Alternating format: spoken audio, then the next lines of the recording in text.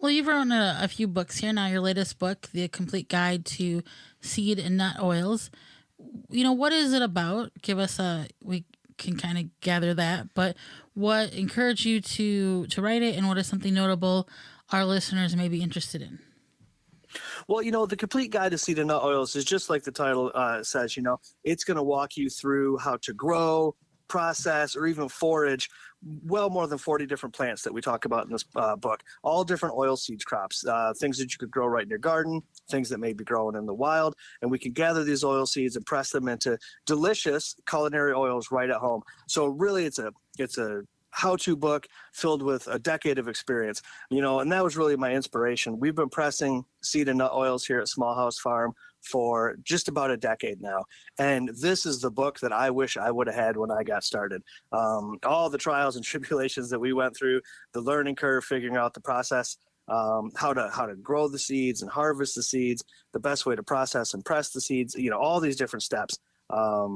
If this book would have existed 10 years ago, it would have saved me a lot of heartache. So my goal was to take all of this information that I've learned over the years and compile it into one place so other folks can see just how easy it is to grow their own oilseed crops.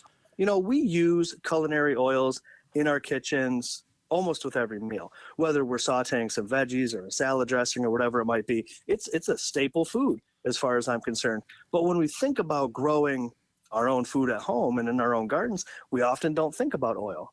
But why not?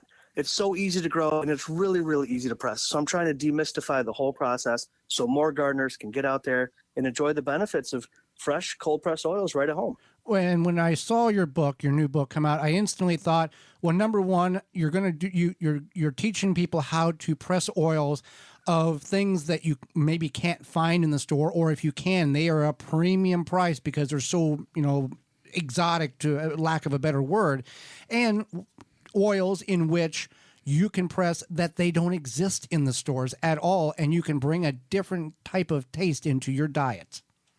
Absolutely. And we can do it seasonally. We could think about simple things that we could grow like sunflower seeds or even pumpkin seeds. A delicious pumpkin seed oil, like you said, it's a delicacy. It's hard to find at the grocery. And if you do, they're commanding top dollar prices for these things. But it's so easy to create these right at home. All of these delicious, delicate oils.